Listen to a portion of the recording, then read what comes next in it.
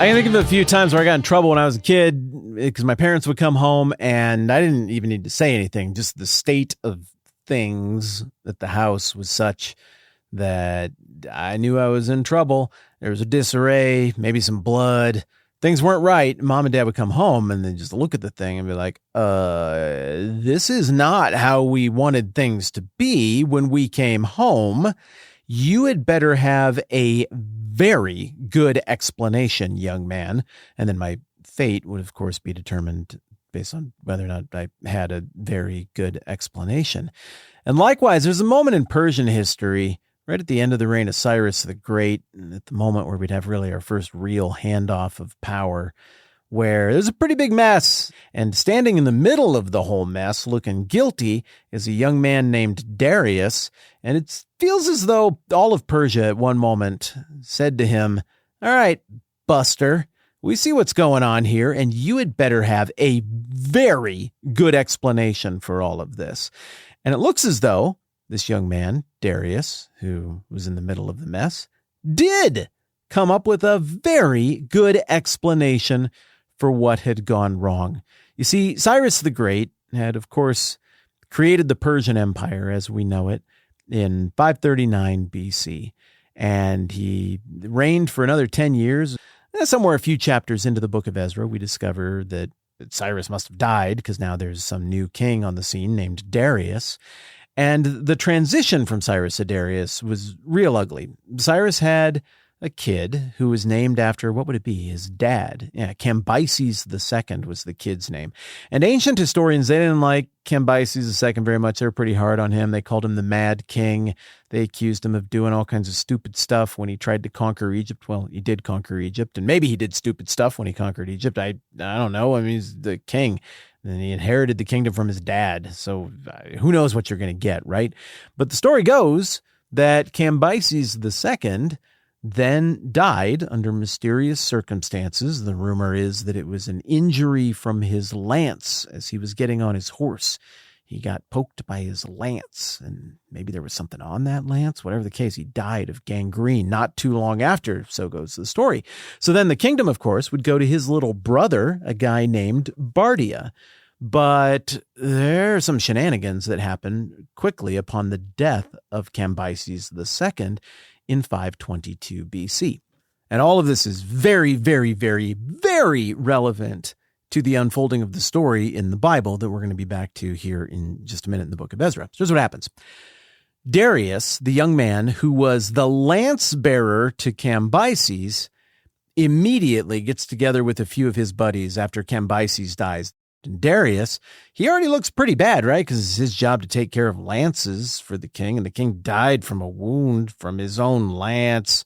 So Darius decides he's just going to take action. I guess he's going to lean into the circumstances. Maybe he did it. Maybe he didn't. Who knows? But he and 6 other conspirators are like, we are going to ride east as fast as we can, and we are going to outrun the news, and we are going to go find the king's little brother, Bardia, the second son of Cyrus the Great, and we're going to kill him. And then we're just going to need to think of a story to make this whole thing work, or at least that's how it looks. So they ride hard across the entire empire. And to help you visualize this, you might remember from a while back, we did a bonus episode where we took a map of the Persian Bible world and we laid it over the top of a map of the United States. And I've got a video that might be out by the time you hear this episode. If not, it's coming right up. And it's a video where I ran that simulation just a little bit differently, but many of you had asked to see that visualized.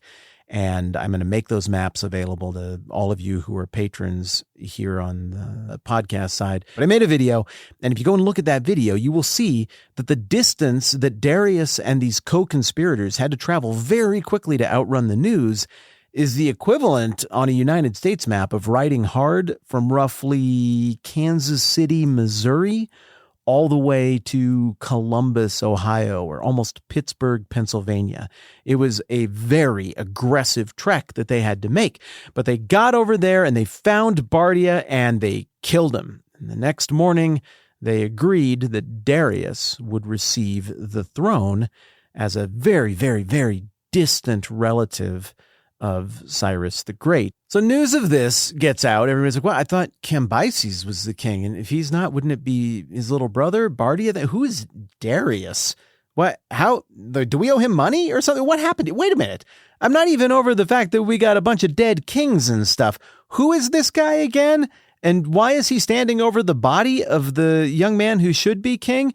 And at this point, Darius begins to spin a narrative that would inform the rest of the history of the dynasty that he founds. The rest of the history of Persia is all going to be born out of this particular little narrative. In fact, Darius felt so much pressure to communicate this narrative and to broadcast this narrative and to lock this into the minds of people that he found a chunk of flat mountain near the place where he killed Bardia. He hired a bunch of sculptors after he was king. He's like, I want you to go up there, and in 3 different languages and in pictures, I want you to sculpt and articulate with language the story, the explanation, the perfectly good explanation, I know this looks weird, of what it is that happened here and how I became king. You know what's crazy about that? Is even though that happened somewhere between probably 520 and 486 BC, we still have it. If you got the right passport, I don't. I can't go to modern-day Iran. You can go to modern-day Iran, and you can look at that thing for yourself and see what Darius himself composed and what he would have laid eyes on many times as he surveyed the work of this inscription on Behistun Mountain, or the Behistun inscription. And I've got the contents of that right here in front of me. There's some warm-up language that is interesting but not relevant to today's story. But then right here on the 4th column of this inscription from Darius, we get the beginning of his perfectly good explanation for this understandably very concerning scenario. But after you hear what happened, I'm sure you will understand. It reads like this. King Darius says, "The following is what was done by me after I became king. A son of Cyrus, named Cambyses, one of our dynasty, was king here before me." See how he's already saying, oh, I'm a part of the same family, same dynasty. And he is like a totally different wing of the family. So already he's framing the pitch here to say, like, this is a family affair amongst us. I mean, it's an Achaemenid thing. You wouldn't understand. And he goes on. That Cambyses had a brother. We know him as Bardia. Sometimes we hear him referred to as Smerdis.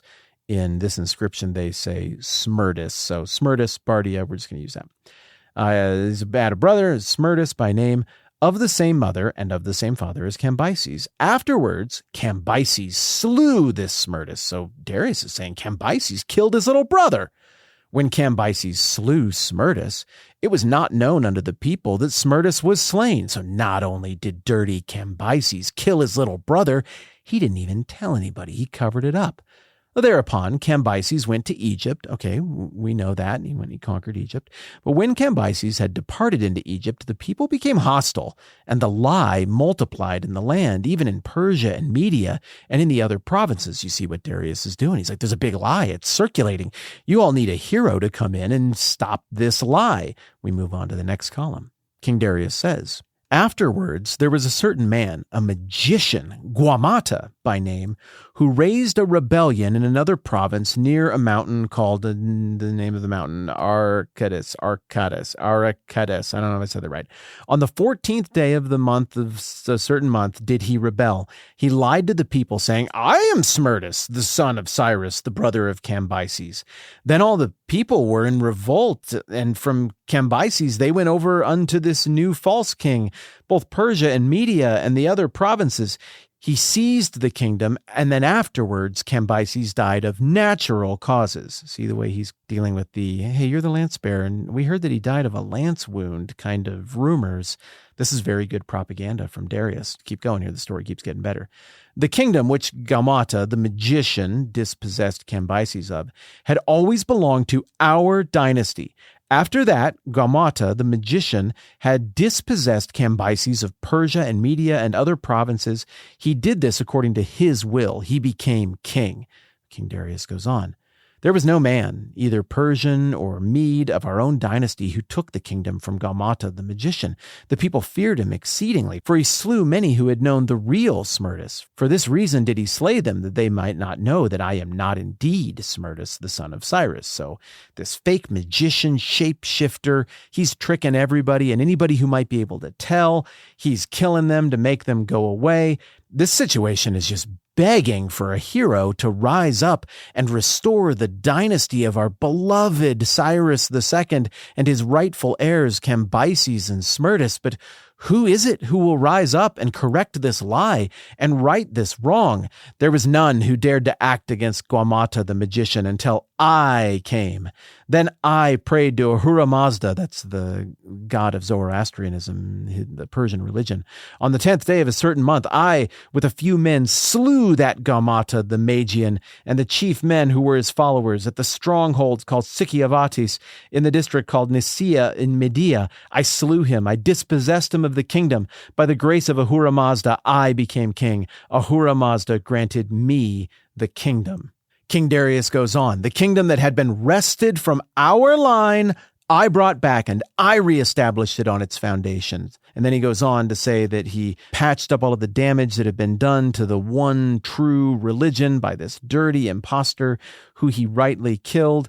And he stresses again and again that he has not established a new dynasty, but reestablished the correct dynasty, the Achaemenid dynasty, descended from the mutual great-great-grandfather of his and of Cyrus the Great. And then he wraps up his inscription, this is very important, saying the following.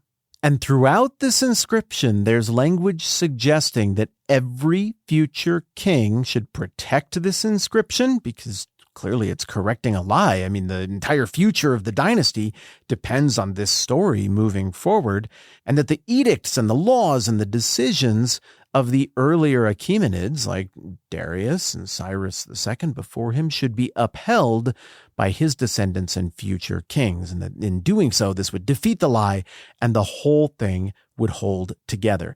And there you have it. That's Darius's story. That's the official narrative meant to correct lies that were circulating about his possible involvement in the death of Cambyses. Clearly, the story that Darius is giving here changes the timeline and tries to clarify that for anyone out there to make it clear that Ahura Mazda had determined that Darius should be king and that Darius's kingship is justified and rightful, that he's a hero that defeated the dirty lies of the dirty magician shapeshifter, and that he is upholding and restoring the rightful dynasty of Cyrus II, the beloved dead king, and that all of Persia obviously owes fealty to him moving forward. Now look, this guy clearly felt a ton of pressure to get this out there, so much so that he carved it into a gigantic rock for all of time and all of humanity to observe. That means that we can clearly deduce that that is going to be in the back of his mind whenever he is making decisions. So tomorrow what we're going to do is take this newfound knowledge we have about Darius's story that he's sticking to, is we're going to go look at the book of Ezra, and we're going to see how Darius behaves in response to the controversy about the Jews and whether they were allowed to rebuild or not. Was there an edict of Cyrus or was there not? And I think we're going to see why Darius behaves the way he does in light of these bigger pressures that he feels about how he came to the throne and this big official narrative he is trying to push out. And I think it's going to be a blast. All right, more on that tomorrow. I'm Matt. This is a 10-Minute Bible Hour podcast. Let's do this again soon.